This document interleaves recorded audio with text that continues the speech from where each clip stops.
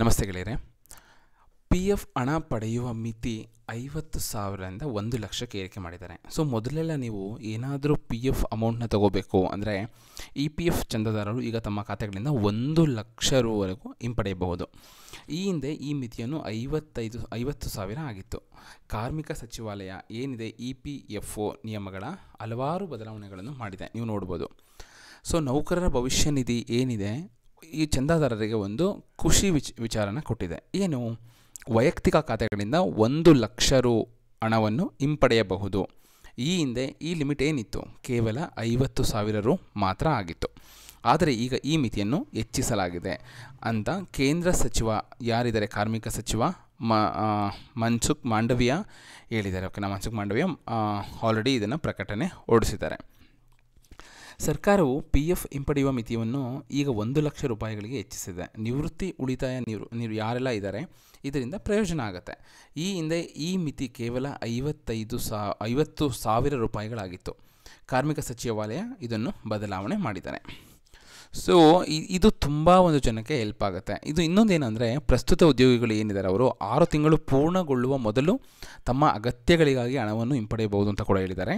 ಈ ಹಿಂದೆ 6 ತಿಂಗಳ ಮೊದಲ ಹಣ ಪಡೆಯುವ ಅವಕಾಶ ಇರಲಿಲ್ಲ. ಓಕೆನಾ, ಸೊ ನಿಮಗೆ ಗೊತ್ತಾಯ್ತಲ್ಲ. ಯಾರೆಲ್ಲ ಒಂದು ಹಣ ತೊಗೋಬೇಕು ಅಂದರೆ ಮುಂಚೆ 50,000ಕ್ಕೆ ಲಿಮಿಟ್ ಇತ್ತು, ಬಟ್ ಇವಾಗ ಅದನ್ನು 1,00,000ಕ್ಕೆ ಜಾಸ್ತಿ ಮಾಡಿದ್ದಾರೆ. ಪ್ಲಸ್ ಇನ್ನೊಂದೇನು, ಮೊದಲೆಲ್ಲ ನಿಮಗೆ ಯಾರೆಲ್ಲ 6 ತಿಂಗಳು ನೀವು ಕಂಪ್ಲೀಟ್ ಉದ್ಯೋಗಿಗಳು ಅಂದರೆ ಪೂರ್ಣಗೊಳ್ಳುವ ಮೊದಲೇ ಹಣ ತೊಗೊಳೋಕ್ಕಾಗ್ತಿಲ್ಲ. ಅಂದರೆ ನೀವು 6 ತಿಂಗಳು ಕೆಲಸ ಮಾಡಿದ್ರಷ್ಟೇ ನಿಮ್ಮ ಪಿ ಎಫ್ ಅಮೌಂಟನ್ನು ತೊಗೋಬೋದಾಗಿತ್ತು. ಓಕೆನಾ, ಬಟ್ ಇವಾಗ ಆ ಥರ ಇಲ್ಲ. ಏನಿದೆ, 6 ತಿಂಗಳು ಪೂರ್ಣಗೊಳ್ಳುವ ಮೊದಲು ನೀವು ತಮ್ಮ ಅಗತ್ಯಗಳಿಗಾಗಿ ಹಣವನ್ನು ಹಿಂಪಡೆಯಬಹುದು ಅಂತ ಕೂಡ ಹೇಳಿದ್ದಾರೆ. ಓಕೆನಾ, ಮೊದಲೆಲ್ಲ 6 ತಿಂಗಳು ನೀವು ವೆಯ್ಟ್ ಮಾಡಬೇಕಾಗಿತ್ತು.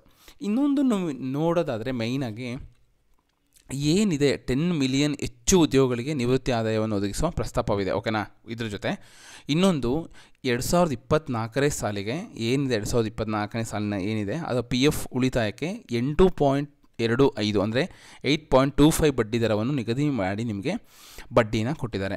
ಸೊ ನೀವು ಏನಾದರೂ ಇದೇ ಅಮೌಂಟ್ನ ವಿತ್ಡ್ರಾ ಮಾಡಿಕೊಂಡು ಬೇರೆ ಎಲ್ಲೋ ಇನ್ವೆಸ್ಟ್ಮೆಂಟ್ ಮಾಡೋದು ನಿಮಗೆ ಸಿಗೋಲ್ಲ. ಅಂದರೆ ಎಫ್ ಡಿ ಮಾಡ್ತೀವಿ ಅಂದರೆ ನಿಮಗೆ 6.5 ಸಿಗುತ್ತೆ. ನೋಡಿ, ಇ ಪಿ ಎಫಲ್ಲೇ ನೀವು ಏನಾದರೂ ಬಿಟ್ಟರೆ ನಿಮಗೆ 8.25 ಬಡ್ಡಿ ದರ ಸಿಕ್ಕಿದೆ. ಯಾವಾಗ 2024 ಸಾಲಲ್ಲಿ. ಇದು ಕೂಡ ಚೇಂಜ್ ಆಗ್ತಾ ಇರುತ್ತೆ. ಓಕೆನಾ, ಒಟ್ಟಾರೆ ಇಲ್ಲಿ ನೋಡೋದಾದರೆ ಒಟ್ಟು 1,00,000 ಉದ್ಯೋಗಿಗಳನ್ನು ಹೊಂದಿರುವ ಮತ್ತು 100 ಕೋಟಿ ರು ನಿಧಿಯನ್ನು ಹೊಂದಿರುವ 17 ಕಂಪನಿಗಳಿವೆ ಎಂದು ಕೇಂದ್ರ ಸಚಿವರು ಹೇಳಿದ್ದಾರೆ. ಗೊತ್ತಾಯ್ತು ನಿಮಗೆ, 17 ಕಂಪ್ನಿನೇ ನೀವು ನೋಡೋಕೆ ಹೋದರೆ 1,00,000 ಉದ್ಯೋಗಗಳು ಹೊಂದಿರೋ 100 ಕೋಟಿ ರು ನಿಧಿ ಇದೆ ಅಂತ ಹೇಳಿದ್ದಾರೆ. ಇ ಪಿ ಎಫ್ ಅಮೌಂಟು ಲೆಕ್ಕ ಹಾಕಿ ಇನ್ನೆಷ್ಟು ಬಡ್ಡಿ 8.5 ರೇಂಜಲ್ಲಿ ಆ ಒಂದು ಸರ್ಕಾರ ಇವರಿಗೆಲ್ಲ ಕೊಡ್ತಾ ಇದೆ. ಸೊ ಇನ್ನೊಂದೇನಾಗ್ತಿದೆ ಇಲ್ಲಿ, ಅವರು ತಮ್ಮದೇ ಆದ ನಿಧಿಯ ಬದಲು ಇ ಪಿ ಎಫ್ ಒಗೆ ಬದಲಾಯಿಸಲು ಬಯಸಿದರೆ ಅವರಿಗೆ ಅನುಮತಿ ನೀಡಲಾಗುವುದು ಅಂತ ಕೂಡ ಹೇಳಿದ್ದಾರೆ. ಓಕೆನಾ, ಸೊ ಅವ್ರದ್ದು ಓನ್ ಫಂಡ್ ಇದೆ ಗೌರ್ಮೆಂಟ್ದು, ಅಂದರೆ ಕಂಪ್ನಿಗಳದ್ದು 17 ಕಂಪ್ನೀಸ್ ಏನಿದೆ ಅವ್ರದ್ದು. ಸೊ ಅದನ್ನು ಏನಾದರೂ ಬಂದರೆ ಇ ಪಿ ಎಫ್ಗೆ ಬದಲಾಯಿಸಿದ್ರೆ ಅನುಮತಿ ಕೊಡ್ತೀವಿ ಅಂತ ಕೂಡ ಹೇಳಿದ್ದಾರೆ. ಸೊ ಸ್ಥಿರವಾದ ಆದಾಯ ನೀಡುತ್ತೆ ಆದಿತ್ಯ ಬಿರ್ಲಾ ಲಿಮಿಟೆಡ್ ಅಂತ ಕೆಲವು ಕಂಪನಿಗಳು ಈ ರೀತಿಯ ವ್ಯವಸ್ಥೆಗಾಗಿ ಸರ್ಕಾರವನ್ನು ಸಂಪರ್ಕಿಸಿವೆ ಅಂತ ಕೂಡ ಹೇಳಲಾಗ್ತಿದೆ. ಓಕೆನಾ, ಸೊ ನಿಮಗೆ ಗೊತ್ತು E P F O portal ಹೇಗೆ ಲಾಗಿನ್ ಆಗೋದು ಅಂತ. Through U A N number, ನಿಮ್ಮ ಯು ಎ ಎನ್ ನಂಬರ್ ಏನಿದೆ ಅದರ ಮುಖಾಂತರ ನೀವು ಪಿ ಎಫ್ ಬ್ಯಾಲೆನ್ಸ್ನ ಚೆಕ್ ಮಾಡ್ಬೋದು, ಅಥವಾ ಪ್ರತಿ ತಿಂಗಳು ಖಾತೆಗೆ ಜಮಾ ಆಗ್ತಿದೆಯಾ, ಮೊತ್ತದ ಬಡ್ಡಿ ದರ ಬರ್ತಿದೆಯಾ, ಪ್ರತಿಯೊಂದು ನೀವು ಚೆಕ್ ಮಾಡ್ಬೋದು. ಪ್ರತಿಯೊಂದು ಸ್ಟೇಟ್ಮೆಂಟ್ ಕೂಡ ಸಿಗುತ್ತೆ ನಿಮಗೆ. ಸೊ ನಿಮಗೇನಾದರೂ ಇ ಪಿ ಎಫ್ ಪೋರ್ಟಲ್ಗೆ ಹೇಗೆ ಲಾಗಿನ್ ಆಗಬೇಕು, ಬ್ಯಾಲೆನ್ಸ್ ಹೇಗೆ ಚೆಕ್ ಮಾಡಬೇಕು ಅನ್ನೋದು ಏನಾದರೂ ನಿಮಗೆ ಬೇಕು ಅಂದರೆ ಈ ವಿಡಿಯೋಗೆ ಕಮೆಂಟ್ ಮಾಡಿ, ನಾನು ನಿಮಗೆ ವಿಡಿಯೋ ಮಾಡಿ ಅದ್ರ ಬಗ್ಗೆ ತಿಳಿಸ್ಕೊಡ್ತೀನಿ. ಓಕೆನಾ, ಸೊ ನಿಮಗೆ ಗೊತ್ತಾಯ್ತಲ್ಲ, 8.25 ನಿಮಗೆ ಬಡ್ಡಿ ದರ ಸಿಗುತ್ತೆ. ಈ ಮೊದಲು ಹಿಂಪಡೆಯೋದಕ್ಕೆ ನೀವು 6 ತಿಂಗಳು ಕಂಪ್ಲೀಟ್ ಕೆಲಸ ಮಾಡಿ ಆಮೇಲೆ ತೊಗೋಬೇಕಾಗಿತ್ತು, ಬಟ್ ಇವಾಗ ಆ ಥರ ಏನಿಲ್ಲ. 50,000 ಲಿಮಿಟಿಂದ 1,00,000ಕ್ಕೆ ಜಾಸ್ತಿ ಮಾಡಿದ್ದಾರೆ.